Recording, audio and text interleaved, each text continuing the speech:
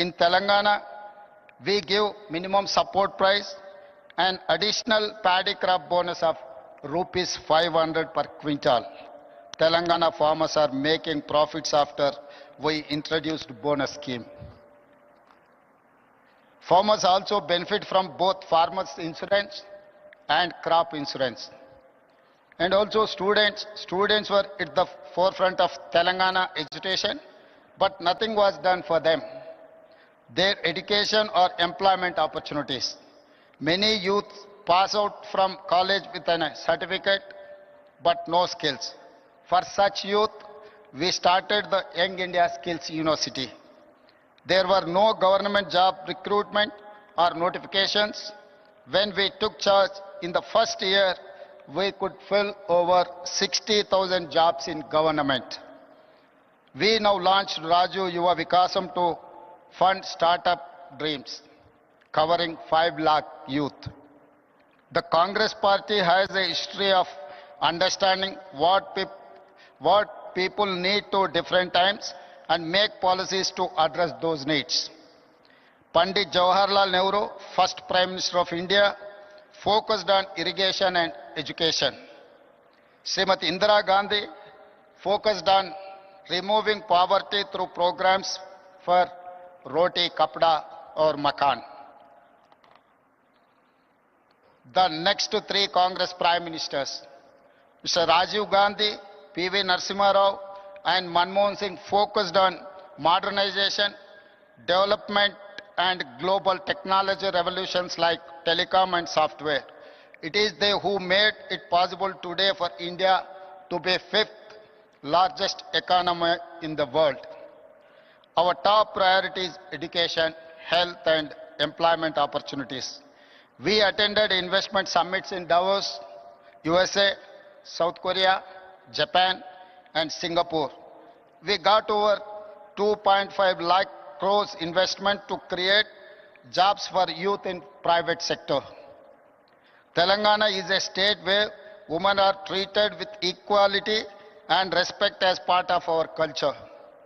Our women have led the struggle for separate state as strongly as our men. For my government, women, farmers and youth are most important stakeholders. We have amazing women entrepreneurs in my state. They are organized into self-help groups. It has 67 lakh members.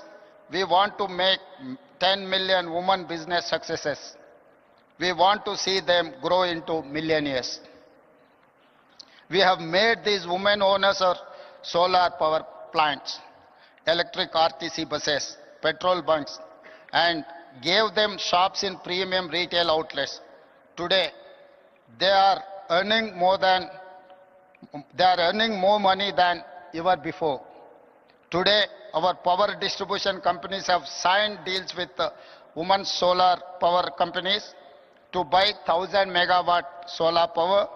Women own 600 buses competing with corporate transport firms.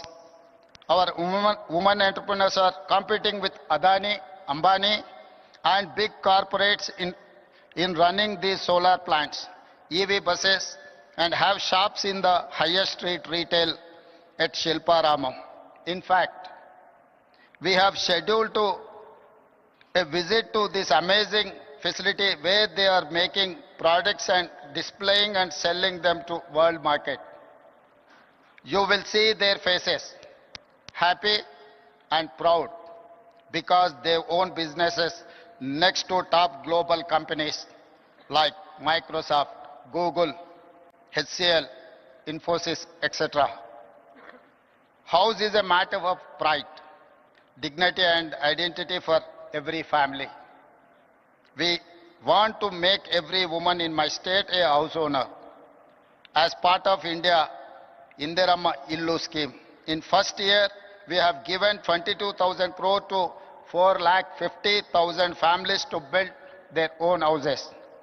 Today, women have free public transport in RTC buses across the state.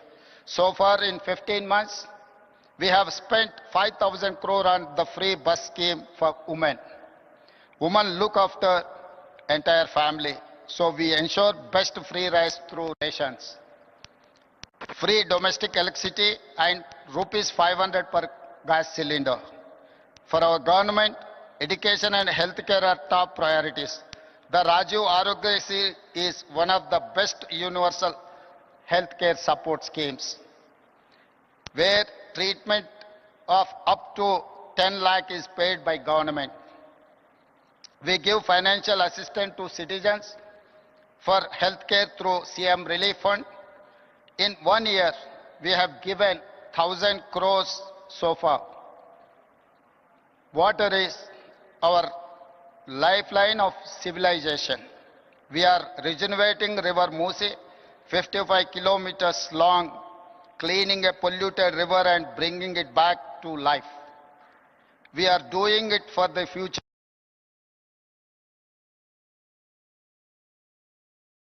city and protect people from pollution. We have studied river and waterfront development in many cities, including River Hudson in New York, Thames in London, Sumida in Tokyo. Mose will become biggest attraction of our city in the future and create thousands of jobs. Infrastructure is crucial to fight poverty and create wealth for all. We are undertaking many infra projects to make Hyderabad a top global city. We are building future city, a 30,000-acre world-class city, a regional ring road of 370 kilometers long and expanding our metro railway. You must have visited Charminar, Golconda Fort, Makkah Masjid, Hussain Sagar Lake and Buddha statue. In times ahead, we will add many modern marvels. We are combining and balancing between needs for investments, jobs creation, economic growth and welfare and environment for good governance. Our approach is simple: increase government revenue to share with the poor people. We are transparent and proactive in reforms. For example, we are setting up a gig and app workers welfare policy. We have shared draft policy in public for feedback and suggestions. We conduct Prajavani, where citizens can share all their issues and problems. Every week, officials, MLAs, MLCs, ministers and chief minister list grievances to address them. We have a portal to monitor entire program transparently. I am proud to share Telangana is the first state in India to conduct a caste survey. For nearly 100 years, no one conducted it. Empowerment of BCs is part of Telangana model. It is a reason why Telangana is rising. It is the reason why Telangana is a role model for OBC empowerment. We are first state in India to subclassify quota for Dalits to fulfill their age-old demand. Now, 15% SC quota is subdivided among subcastes. We are proud to say Telangana is rising because of Dalits are rising. I am delighted to share that Telangana is the first government to recruit third gender in our government as part of traffic police force. We will take them into other departments too. Implementing welfare, ensuring infrastructure and investment to create jobs and wealth, transparent governance and removing corruption is the hallmark for our government. We are already seeing results. Fastest growing economy, highest per capita income, fastest jobs creation, lowest inflation, best policing, highest own tax collections, rapidly emerging as a hub in many sectors like global competency centers or otherwise GCCs, EVs and data centers. Our work has started. We have to do a lot more. I invite all of you to please join this mission to change lives of people of positively. You must use your experience, knowledge, skills to share the Telangana rising story and give us inputs to do better work. Tell the world what you have seen and witnessed. Tell the world about our vision, our work, our achievements, the transformation and people's views. Become the brand ambassadors of Telangana Rising. I wish you all wonderful time at Bharat Summit. Thank you. Thank you very much.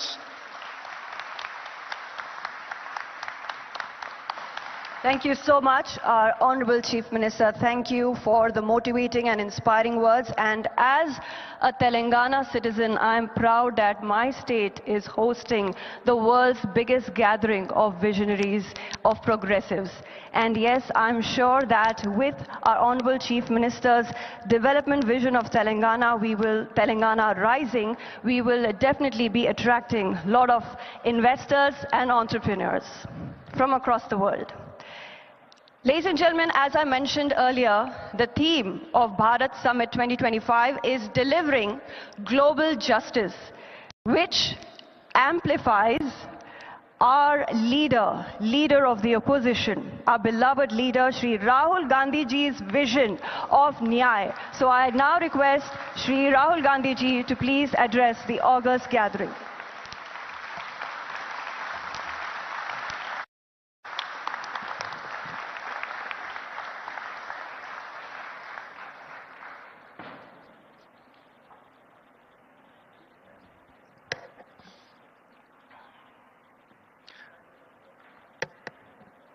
I'd like to welcome all the delegates from different countries who have come here for the summit.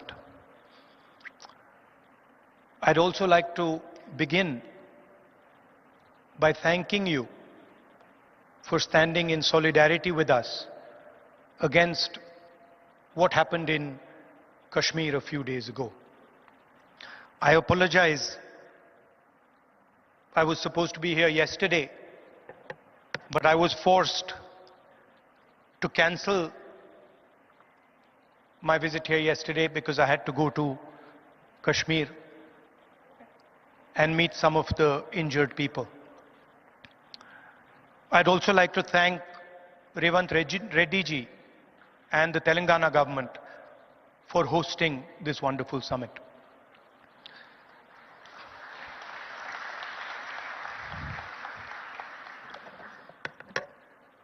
As we all know, politics, democratic politics, has fundamentally changed across the globe. The rules that applied, I would say, a decade ago, simply don't apply anymore. Sometimes when I speak to younger members of our party, what was effective 10 years ago, the tools that worked 10 years ago, simply do not work anymore. They cannot face the concentration of capital, modern media, modern social media. And so in a sense, the old politician is dead, and a new politician, a new type of politician has to be constructed. And that really is the challenge in front of all of us. What does this new politics look like?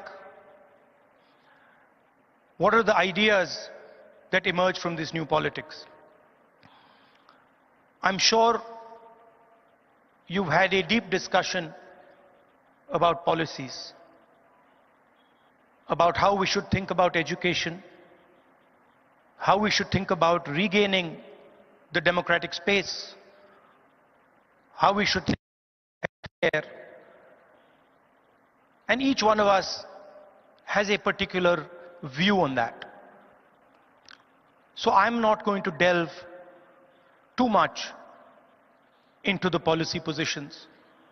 I'm going to talk about what I think is the correct lens with which to approach our politics. Some years ago, we in the Congress party felt completely trapped in this new politics, aggressive politics, a politics where the opposition is not talked to, but the idea is to crush the opposition. And we found that all our avenues were compromised. The media, the general atmosphere did not allow us to operate the way we would like. And so we reached back into our history and we decided to walk from Kanyakumari, which is one of the southernmost parts of our country, all the way to Kashmir, where I was yesterday. And I'd like to tell you a little bit about what I and some of my colleagues discovered on that journey. It's not a small walk, 4,000 kilometers. And I don't think we understood quite what we had taken on when we began it. But once we began, there was no way backwards. So we just carried on walking right to the end. And I essentially learned two things from that walk. Our opposition across the world has a monopoly on anger, fear, and hatred. And there's no way that we are ever going to be able to compete with them on anger, fear, and hatred. They are going to outdo us, outmaneuver us, and beat us every single time when it comes to fear, anger, and hatred. So the question is, where and how do we operate? Where are the spaces where we have the advantage? Where are the spaces from which we can build a counter narrative? So the walk started in Kanyakumari, and slowly as it progressed, more and more people started to join this walk. And within 10-15 days, walk would start at 6 in the morning, and we would have thousands and thousands and thousands of people walking with us, pushing us, people trying to come in. And it was something to see. My job was walking and listening to people. And the one rule we had was that anybody, regardless of who he is, who she is, should be able to come to the center of where we were walking and have a conversation with me or the other leaders there. And so we followed this rule rigorously. As we walked, we talked and walked and talked and walked. I suddenly found that it became harder and harder to speak. As politicians, we are trained to do this. We are trained to come on stage and talk. We are trained to tell people what we think. We are trained to think about the future. But while I was walking, the number of people who were coming to me made that impossible. And so I started to listen. And I realized, halfway through that walk, I realized that actually I had never ever listened before. And in fact, I didn't know how to listen. I knew how to speak, I knew how to think, but I didn't actually know how to listen to people. What do I mean by that? Whenever somebody was speaking to me, I would have a conversation going on in my mind. I would be listening, and at the same time, I would be talking. Relatively quickly into the yatra, the talking completely stopped.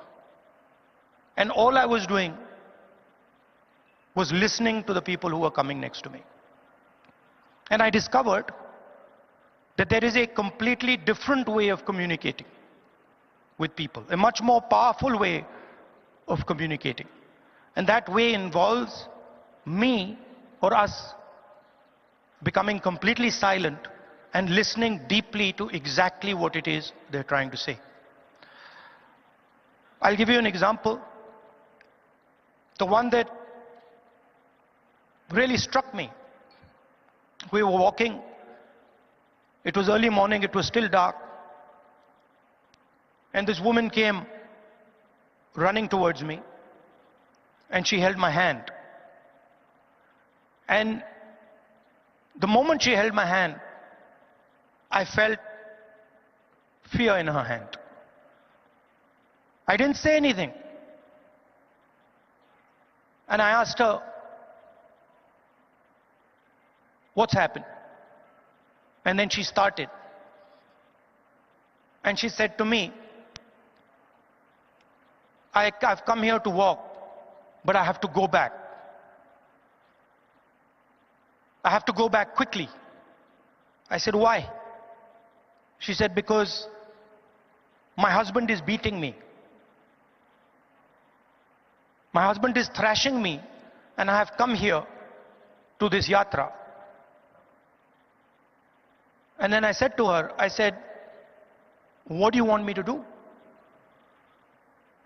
And she looked at me, she says, I don't want you to do anything. I just want you to know that this is happening to me. And the moment she said that, her hand completely relaxed. And I realized that it was as important for her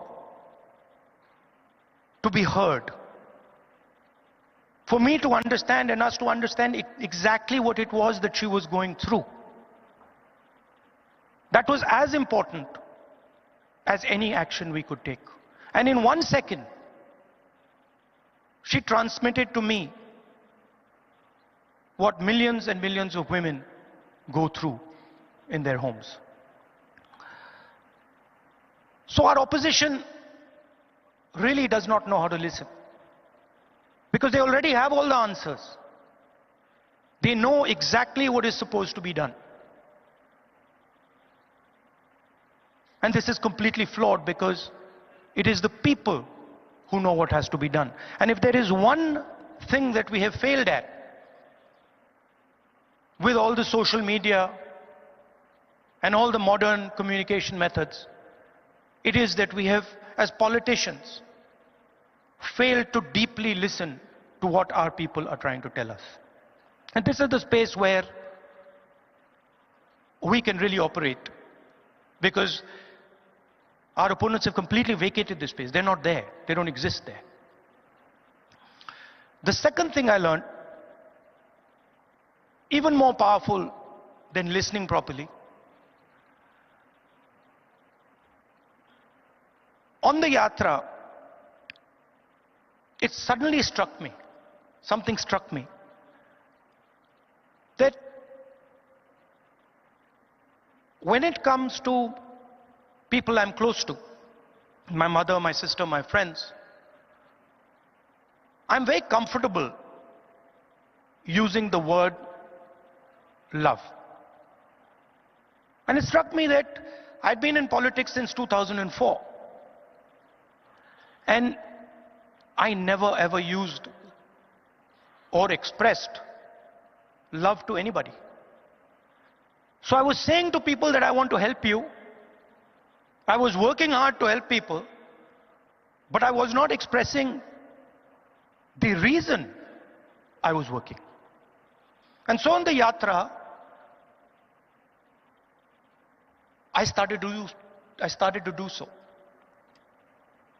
Little girl came up to me running and she said, "Uncle, I love you." And I was like, that's interesting. Why have I never said this before? Why have I never used this narrative that is the central narrative and the reason for what I do? And so I started. I would listen, and then I would use the frame of love and affection, and I would tell people that, you know, I love you very much. And something quite amazing started to happen. Till the yatra, I never used the frame of love, and nobody else used the frame of love. So I didn't have people coming up to me and saying, "I love you." And since I started using the frame of love, since I started saying to people these sort of uncomfortable words, that listen, I love you and that's why I do what I do, that's why I work, suddenly they started to respond. And today, in public meetings, on the street, people will stop me and say, "We love you, I love you." And the powerful thing about that is it starts the conversation at a place from where it's very, very easy to operate. Often we think that we are going to connect to people indirectly through policy, through the future. We'll help you with your children's education. We'll help you with finance. And there's a place for that. But there is also a way to connect directly to the persons present. Directly saying to them that the reason I'm standing here and the reason I'm doing what I do is because I have affection, love and affection for you. And it has completely changed my politics. It has made my life so much easier. It has made my ability to connect with people so much easier, I cannot tell you. On the yatra, we got a slogan. The slogan in Hindi is "Nafrat ke bazaar mein mohabbat ki dukaan," which people who understand Hindi will translate. But what it basically means is that in a marketplace of hatred, you are opening a shop of love. Now, this slogan became very, very powerful in India. The idea that no matter how much hatred someone spreads, the biggest and most powerful way to disrupt them is not to copy them, not to argue with them, not to fight with them, but right in front of their hatred, to place the idea of love and affection. So that, I think, is a framework, a potential framework for our politics. We can disagree on policies. In fact, I'm sure that every single one of us will disagree on some policy matter or the other. But the lens we use, we can all agree on. Their lens is hatred, their lens is fear, their lens is anger. Fear leads to anger, ossified anger is hatred. And our lens should be that which cuts their lens. Our lens should be love, our lens should be affection, and our lens should be listening to the wishes and the will of the people we are supposed to represent. I'd like to thank all of you for coming here. It's an honor for me to listen to what you're saying, to work with you, and I'm confident that this summit will generate the ideas that we need to build a new politics in India and the rest of the world. Thank you very much.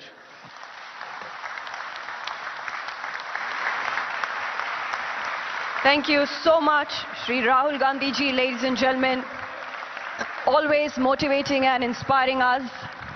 And through this Bharat Summit, our leaders, Srimati Sonia Gandhi ji, Shri Rahul Gandhi ji, and Shri Mallikarjun Kharge ji, we hope to start, and we have, I should say, already started a global progressive movement where we want to show that Swaraj, Ahimsa, Satya, and Aparigraha are the only way to create a just and liberal world order.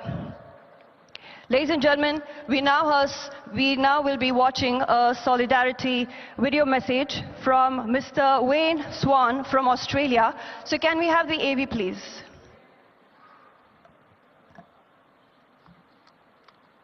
My name is Wayne Swan. I'm the President of the Australian Labor Party, and I wish you all a very, very successful conference. As Social Democrats, we all believe in the power of public policy to change people's lives forever. Our central purpose is to address economic injustice wherever it is and for however long it takes. We know that without greater economic equality, it gets harder and harder to address racial and gender equality. In an era of hyper-individualism and the power of oligarchs, it gets harder and harder for us to secure economic equality. Our commitment must be to solidarity.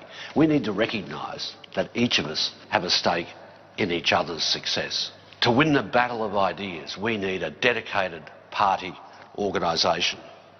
Party activism has never been more important, particularly with the rise of fascism and the power of oligarchs in countries like the United States. Around the world, democracy is in decline. The far right is on the march.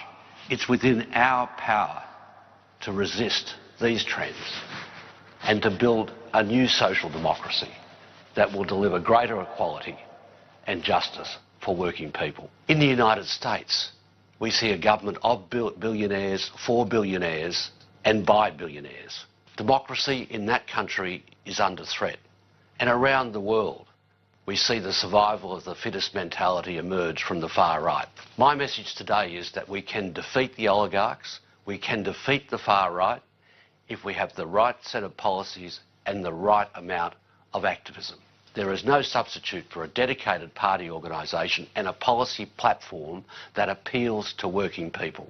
And no policy objective is more important than making sure that everyone has the capacity to work and has the security of a social safety net, particularly in health and education. So our challenge is to connect, to motivate our members so that we can build a fairer society and a more prosperous economy.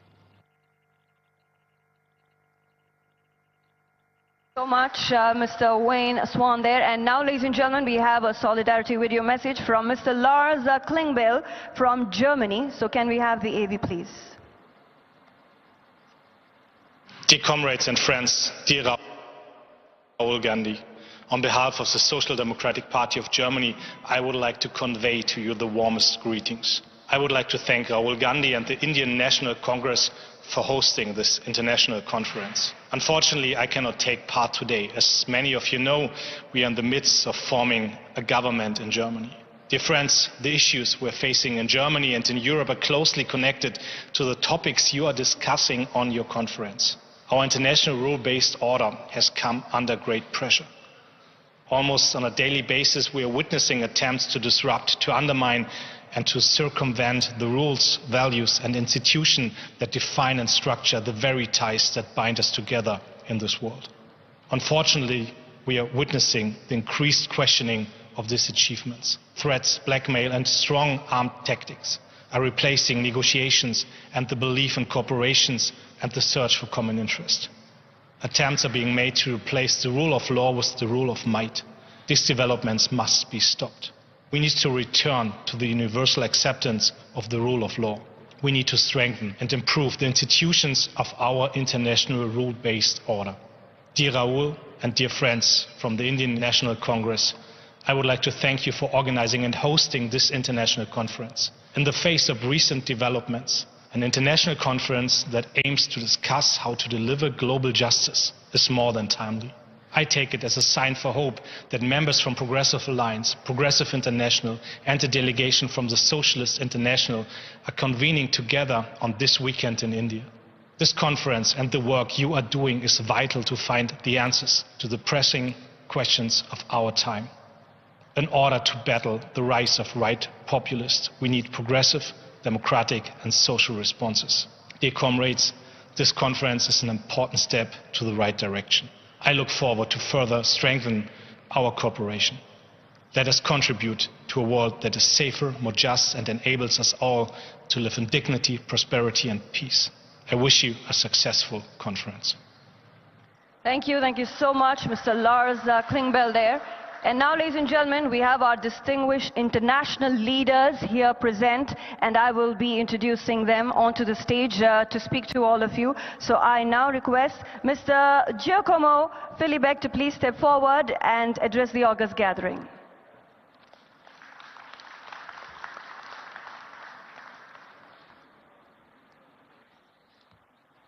Namaste. Leader of the opposition, Rahul Gandhi, Chief Minister, members of the Indian National Congress, members of the Progressive Alliance, fellow progressives.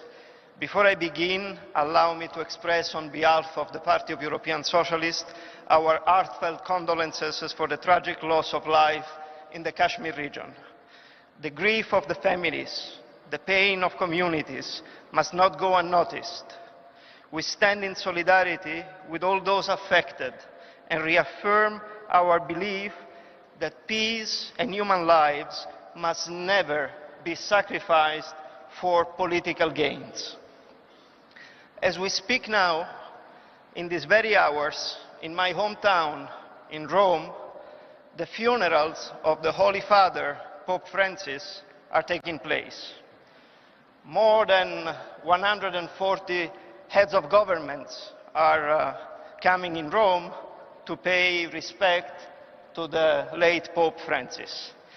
However, I doubt that all of them have understood or shared his main message about human dignity in this planet. We talk about global justice here.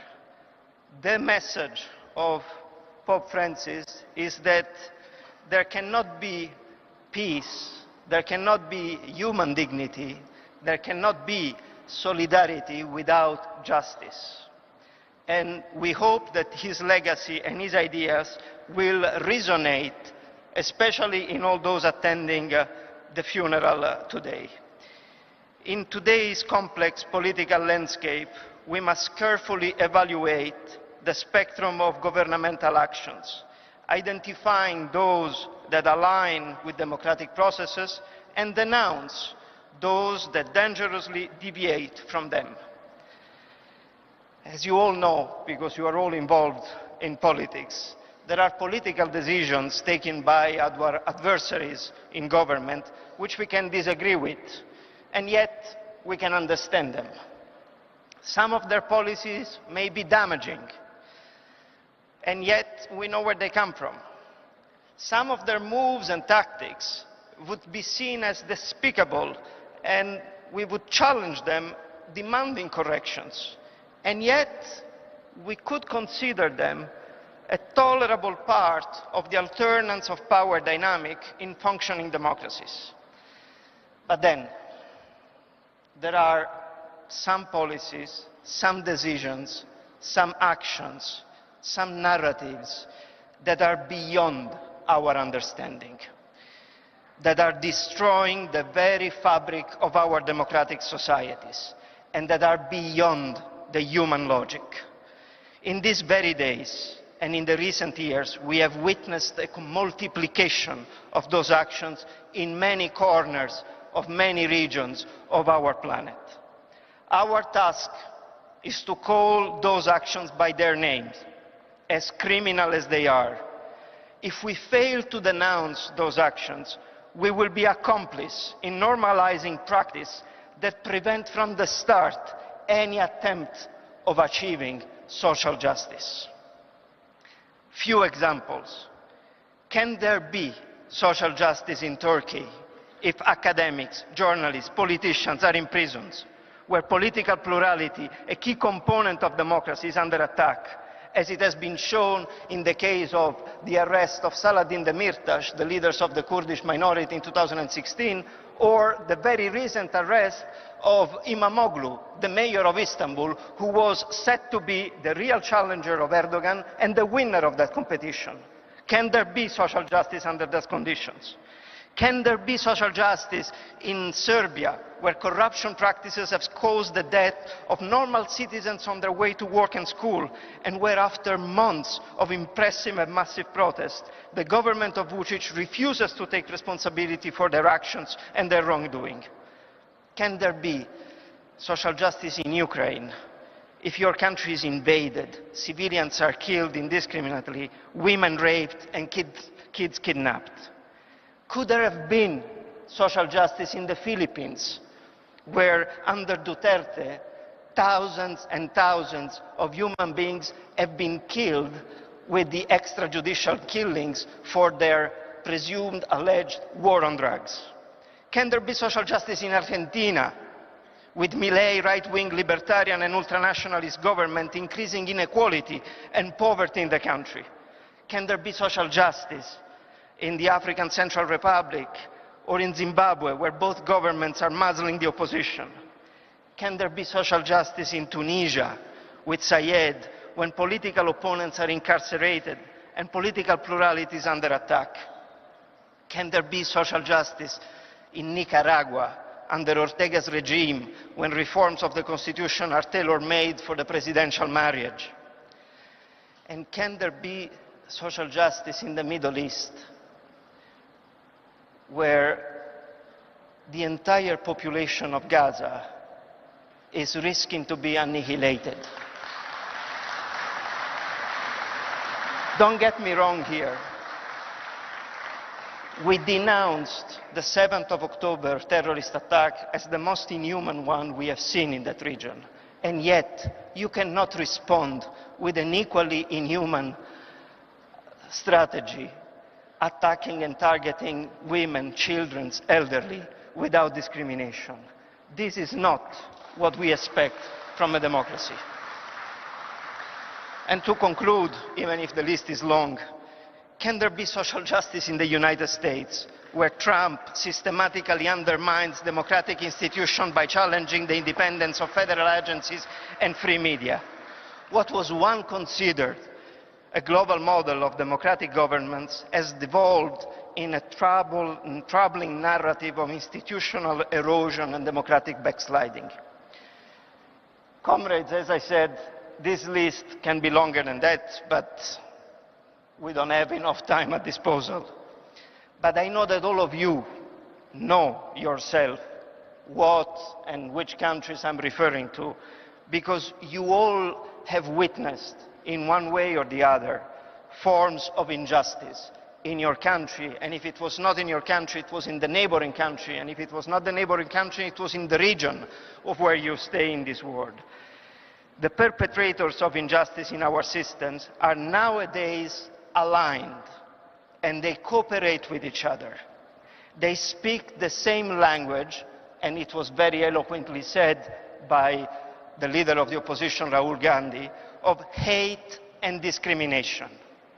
We must dismantle the fear of the other and replace it with a narrative of unity, dignity, and shared progress. For all these reasons, it is of utmost importance that we all mobilize as progressive forces in unity around the world. We need to reinvigorate the global progressive movement, one that is driven by the belief that a better world is possible. For us to succeed, it is essential to deepen our links with all players like-minded around the world. And together we can build a common narrative and have a common voice to face this fragmented world that lies ahead. Yesterday was the 80th anniversary of the liberation of my country, of Italy, from the Nazi fascist occupation. We must never forget the sacrifice of the lives of the resistance movements in a country like Italy. Their sacrifice is what allowed the generation afterwards, like mine, to enjoy a system where human rights, freedom of speech, democratic practices are possible. There are forces in this world that are trying to push us to forget that sacrifice or to minimize it.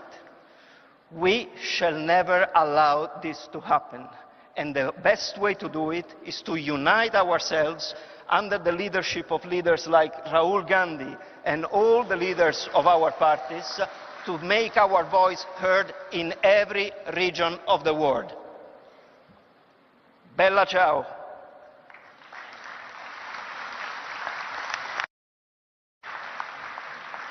Thank you so much. Giacomo Filibeck, ladies and gentlemen. Mr. Giacomo Filibeck is the Secretary General, Party of European Socialists. And yes, moving forward to our next distinguished international leaders here on stage, I request all of you to kindly please limit your speech to 2 minutes maximum because we are running short on time. I now request, yes, Mr. Bert Koenders to please step forward. Mr. Bert Koenders, former Foreign Minister, to address the gathering.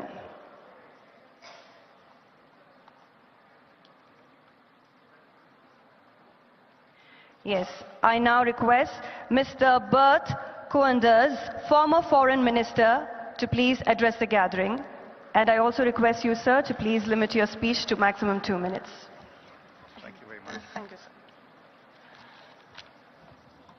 Mr. Gandhi, ladies and gentlemen, thank you very much. It's a great honor for me, representing here today the Dutch Labour Party, to be with you here in a very historic meeting.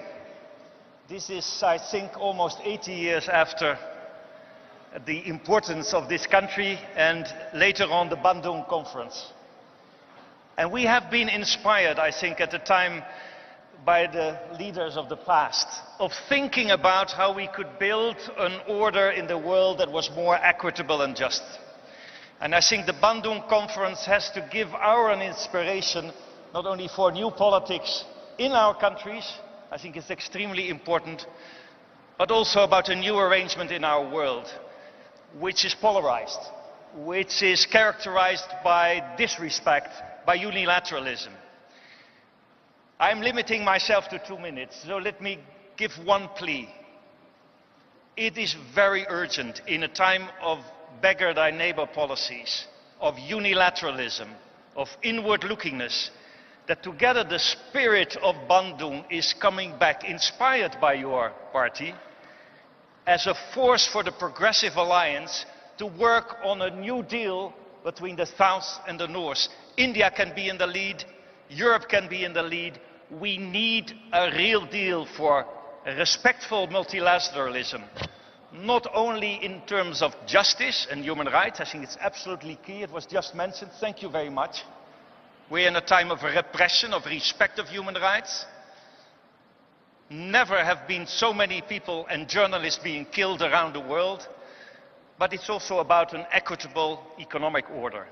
And I think in that respect, the big announcement we are going and have made today on a new beginning for international justice should lead to concrete action. And thank you very much, all of you, in this great city of Hyderabad, to create a new Bandung. A Bandung worldwide with respect for each other, respect for human rights and international justice. Thank you very much.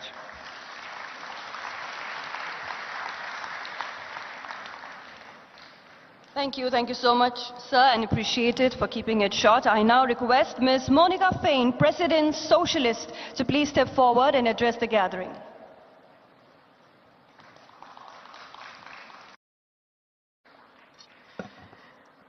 Buenas tardes. Gracias al gobierno de Telangana, gracias a la Alianza Progresista, señor líder de la oposición Rahul Gandhi. Vengo como presidenta del Partido Socialista de Argentina a expresar que la extrema derecha amenaza nuestras democracias, que la extrema derecha arrasa nuestra libertad e impulsa guerras para tomar hegemonía comercial en el mundo.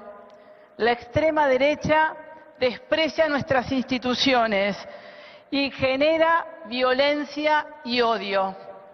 Ante esa realidad de la extrema derecha estamos aquí, los progresistas del mundo, diciendo que necesitamos una nueva democracia, gobiernos globales que transformen la realidad poniendo a la ciudadanía y a las personas como eje del desarrollo de un país.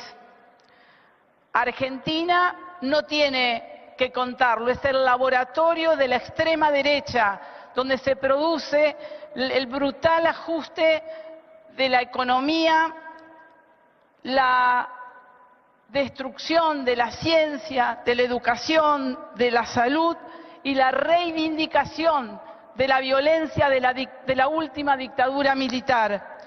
Nosotros en Argentina vivimos el accionar de la extrema y de la ultraderecha. Por eso venimos a este lugar y agradecemos este encuentro para decir que necesitamos una voz progresista más fuerte que le diga al mundo que podemos construir una sociedad con igualdad, con solidaridad, con justicia para todos y para todas, donde las mujeres, las disidencias, los campesinos, las campesinas, todas aquellas que queremos tener una vida digna, lo podamos construir. Esa es la voz del progresismo, es la voz que venimos a llevarnos de este Congreso. Gracias por la recepción. Thank you so much, ma'am. I now request Mr. Geom Long to please step forward. Yes, Mr. Geom Long, former Foreign Minister, Ecuador, to please step forward and address the gathering.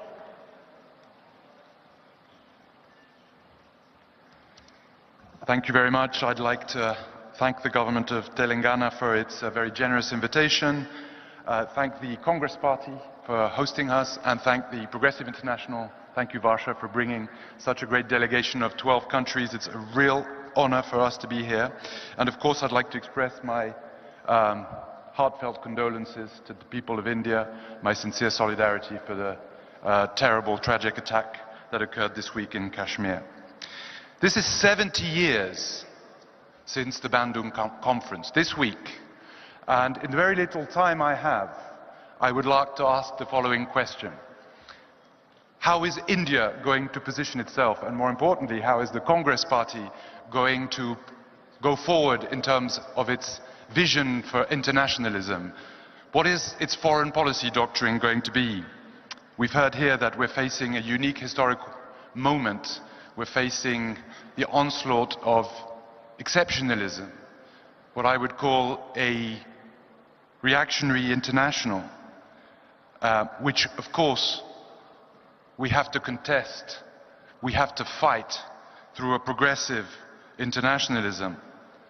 This requires collective action against divide and rule, against the race to the bottom, which is often privileged by this emphasis on bilateralism, the bilateralism of the deal, whether it's an artful deal or not an artful deal. The bilateralism in order to maintain a symmetry, often between global north powers or superpowers and global south countries. A progressive project must have an international project at its core. And this is a crucial element because in this conference here and this morning, we've heard many wonderful policy initiatives. This morning we were in there was a great workshop on how new laws for the for gig workers have been introduced, first in Rajasthan, then in Karnataka, and now very soon in Telangana. And we celebrate this, and there are all sorts of fantastic domestic policies that have been proposed here. What about international policy? What is the internationalist project of the Congress Party going to be? Is it going to be the legacy of this wonderful picture of the Bandung Conference 70 years ago this week with Nehru and Nkrumah, Nasser, Sukarno and Tito? Or is it going to be an India that is just used as a bulwark of the West against China? Is it going to be an India of bilateralism? Or is it going to be an India of multilateralism, of collective action? An anchor in the global South to fight some of the great abuses of the current system of international governance we are often victim to. The Indian National Congress is heir to the historic legacy of Bandung. In Latin America and in the global South, it is this legacy from this party we most admire. It is this legacy from this party that I teach my students. What is it going to be? A Congress party from the global South? A Congress party seeking to harness collective action? A Congress party going back to its non-aligned roots? We heartily hope so in Latin America and the global South, and we encourage you all to follow this path. We need a genuine, not a vacuous, not a tokenistic commitment to the struggle for the democratization of the international system that serves the needs, the interests, the rights of the world's majority. The Congress Party is called to play this role. Thank you very much.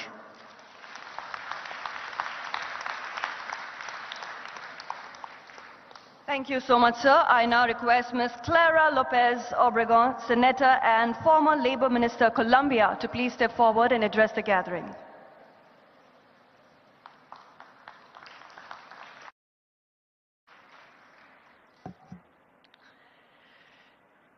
Colleagues from the progressive forces of the world over, Mr. Rahul Gandhi, your words with that meaningful lesson of replacing or confronting the new politics of hate with the politics of love is the right way forward. In Colombia, our president, Gustavo Petro, too, has the politics of love and has life at the center of all his preoccupations. In the spirit of Bandung and as members of the Global South, we must once more decide not to be for or against any great power, but rather in favor of world peace, democratic values, human rights, global justice, and equitable development. May the Bharat Summit signify the unity of all progressive forces with the common goal of social justice in a world that once more faces the East-West divide and the challenges of intolerance, terrorism, and genocide, which we wholeheartedly condemn and express our solidarity for the happenings recently that have affected India and the world over. Let us lead the way and walk together, respecting our differences and sharing our strengths for the common good. Telangana has given us great examples, and thank you for your generous hospitality. Thank you all.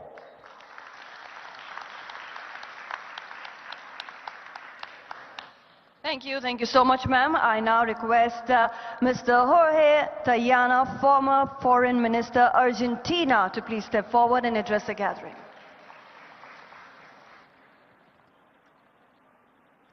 Thank you to the authorities of Telangana. Thank you, Rahul Gandhi, to be here for your address and for support this initiative, and to all the people that are here. Of course, we support and we are very sorry for the attack the other day. I invoke the Bandung spirit because it's very, in a sense, embody peace, non-violence, non-discrimination, and a commitment to development rooted in respecting each nation's sovereignty. We stand before a world in transition, where the relationship between nation states is being fundamentally changed. The tension stems from their gradual erosion driven by technological revolution and compounded by productive, financial, communicative, and cultural globalization. A world that demands coordinated global efforts to address its greatest challenges, from the climate crisis to persistent poverty and worsening inequality. Today, concentration of power and wealth explain disparities within countries and between nations. Argentina, my country, now suffers a regression across economic, social, and democratic spheres, manifesting the current administration policy agenda. The trajectory fundamentally contradicts the prerequisite for equitable development, demonstrating how right-wing ascendancy foreclosed pathway to justice. Consider the case of Dr. Cristina Fernández de Kirchner, former two-term president and current chair of the Justicialist Party, a party with 3 million affiliates in our country, who face politically motivated legal harassment. The narrow aim is her electoral disqualification. The wider goal is to discredit all the opposition. Such tactics seek to intimidate a leader who dares to defend Argentine people's welfare. And this is a clear message. Our problem is not only the authoritarian presidents that go with the far right. I also a corrupted judiciary that not work with the point view of the justice legislation. Judiciary branch is a serious problem in our country. This geopolitical tension and uneven development necessitates immediate action against inequality through 3 structural approaches: active non-alignment as a guiding doctrine, deeper regional integration, and institutionalized global South collaboration.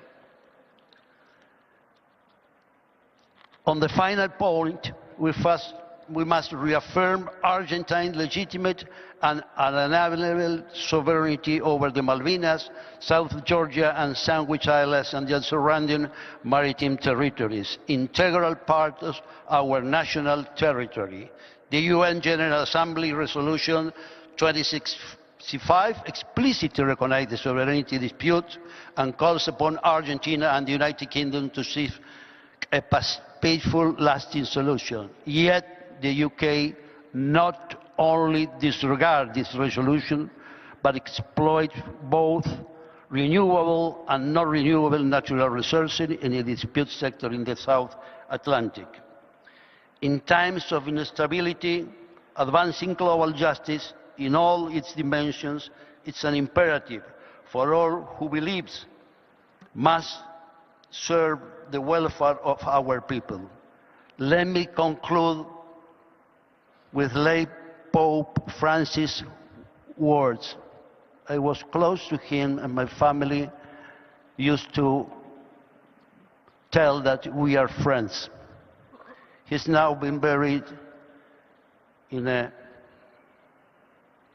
the Santa Maria Maggiore church in a humble coffin.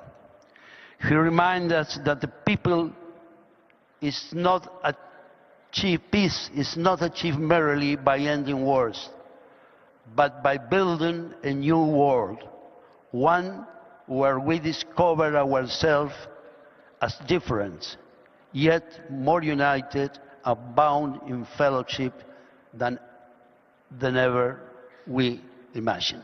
Thank you very much. Thank you so much, sir. And yes, since Shri Rahul Gandhi ji has a hectic schedule ahead, I request all our distinguished international leaders to please limit your speech to just 1.5 minutes. We move forward to our next speaker. I request Mr. Cedric Wermuth, Swiss Party President, to please step forward and address the gathering. Thank you.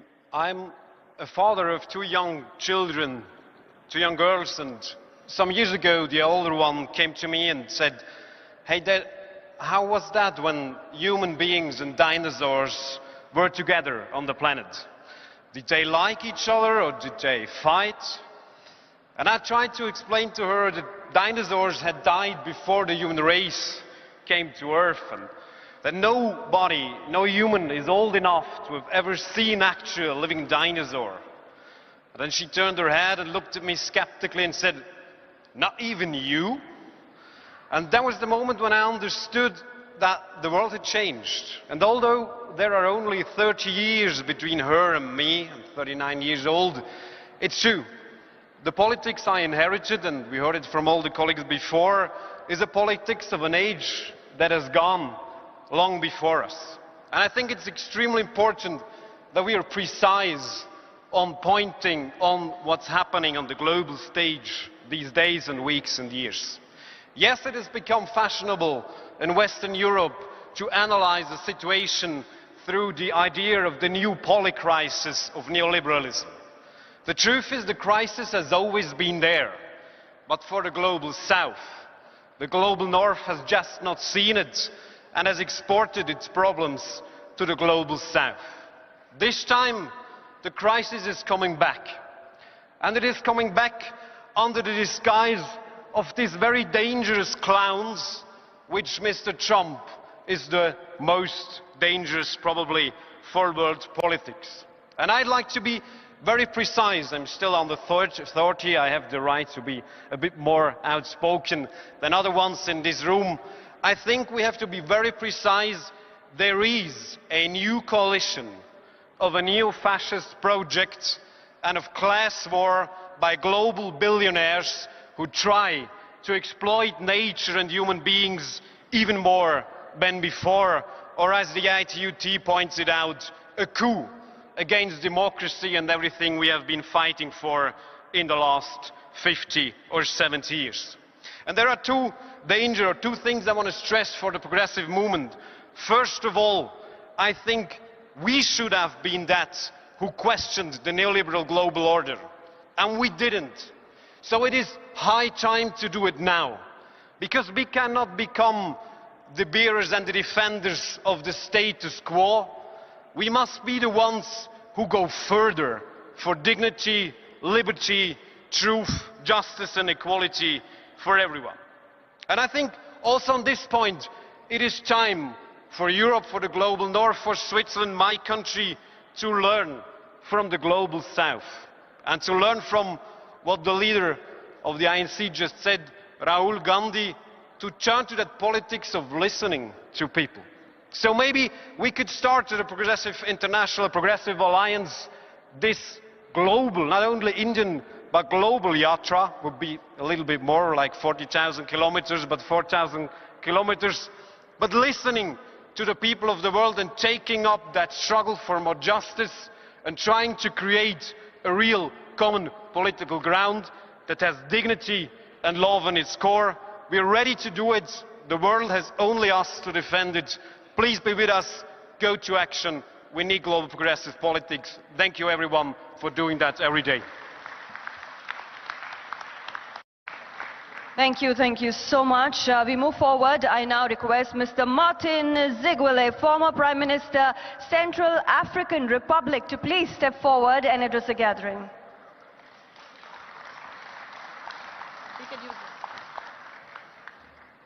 Merci, je serai très rapide, je parle en français. Je suis Martin Ziguele, je suis ancien Premier ministre de la République centrafricaine. La République centrafricaine est vraiment au cœur de l'Afrique. La même distance entre le Cap en Afrique du Sud jusqu'au canal de Suez en Égypte, juste au milieu, c'est mon pays. Nous sommes entourés par la République démocratique du Congo au sud, le Cameroun à l'ouest, les deux Soudans à l'est et le Tchad au nord. Nous sommes donc au cœur de l'Afrique et aujourd'hui nous sommes ici pour dire que nous faisons partie du monde. Et l'Afrique, je ne veux pas vous refaire l'histoire, a vécu le poids de l'injustice. L'injustice sur le plan historique, l'injustice sur le plan de l'économie. Et ceux qui sont de ma génération se rappellent que grâce à l'Inde, grâce à Bandung, à la conférence de Bandung, à la conférence de non-alliés, où celui qui représentait l'Afrique, c'était Gamal Abdel Nasser, nous avons été donc vaccinés par le vaccin de la lutte pour la liberté et pour la justice. Mais il faut se souvenir que la lutte pour la liberté et la justice est une quête perpétuelle, elle n'est jamais achevée. C'est en Afrique aujourd'hui que nous avons encore des pays où il y a des coups d'État militaires. Il y a seulement 2 ans, 4 pays dont nos camarades étaient les dirigeants, présidents démocratiquement élus, ont été successivement renversés par des coups d'État militaires. Cela s'est passé en Guinée, au Mali, au Niger et au Burkina Faso. Et aujourd'hui, un de nos camarades progressistes a été renversé en juillet 2023 et au moment où je vous parle, il est détenu avec son épouse au sous-sol de la propre présidence où il était président de la République. C'est au Niger et c'est notre camarade Mohamed Bazoum. Donc en Afrique, nous vivons l'injustice, nous avons besoin de solidarité, pas pour venir se substituer à nous, mais comme disait notre camarade Raoul Gandhi, il faut nous écouter, même si on ne nous aime pas, mais il faut au moins nous écouter pour nous soutenir dans cette lutte que nous menons. Je vous remercie.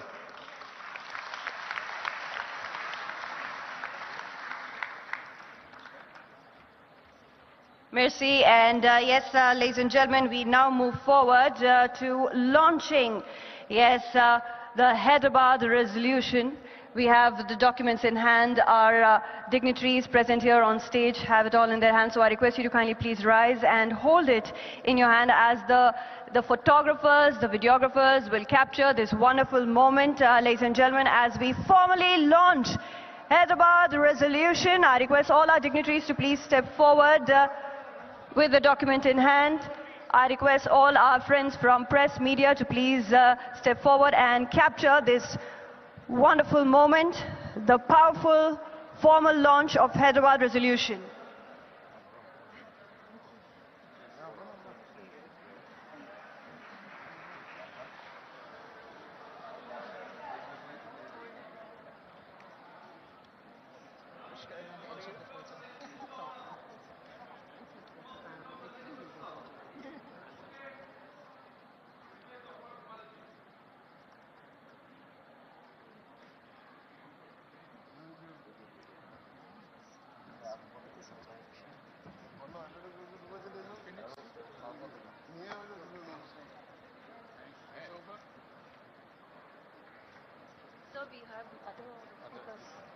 Yes, my dear friends, I request you to please be seated as we have our other distinguished international leaders still to talk to us. I now request His Excellency Hipólito Mejia to please step forward. His Excellency Hipólito Mejia, former President, Dominican Republic.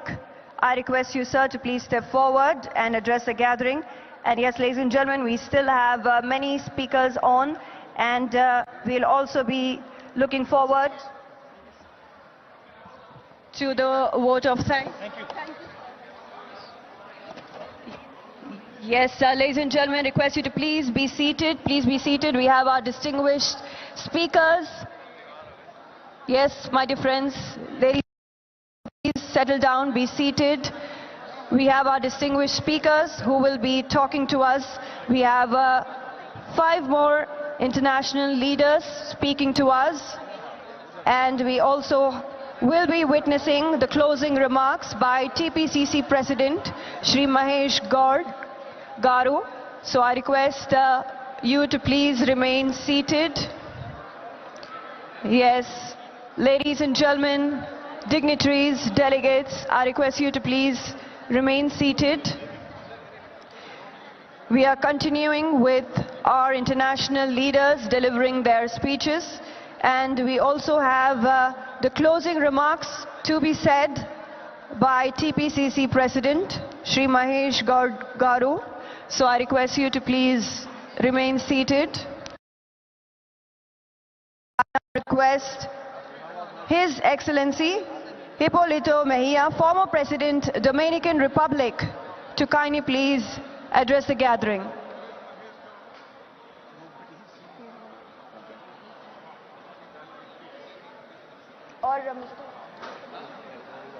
Okay.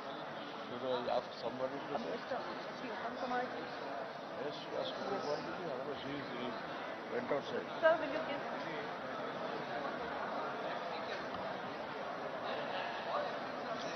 So thanks. What up? Just you can. Yes, I now request our Minister, Shri Uttam Kumar Reddy Garu, to kindly please propose the vote of thanks.